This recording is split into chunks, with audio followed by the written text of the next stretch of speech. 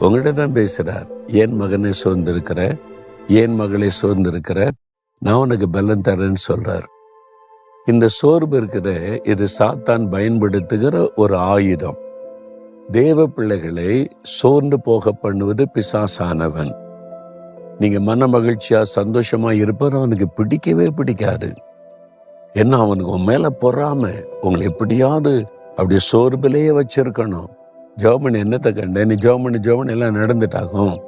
உங்க வீட்டிலே சொல்லுவாங்க, அம்மா நீ ஜெபிக்கிறனால தான் அவன் குடும்பம் இப்படி போச்சு. உனக்கு உடனே மன சோர்வு வந்துடும். கணவர் சொல்லுவார், நீ இப்படி கூட்டம்னு போய் ஜெபிச்சு தான் நம்ம வீடு இப்படி ஆகிப்போச்சு. அவங்க செய்யற பாவத்தை சொல்ல மாட்டாங்க, நீங்க ஜெபிக்கிறனால தான் எல்லாம் நடந்ததுன்னு சொல்லுவாங்க. ஏன்னா சாத்தான் உங்களை சோர்ந்து போக பண்ணணும், உங்க ஜெபத்தை தடுக்கணும். நீங்க சந்தோஷமா இருக்கிறது அவனுக்கு பிடிக்கல. அதனால வீட்டுக்குள்ள ஆளை வச்சு சோர்வு கொண்டு வருவான்.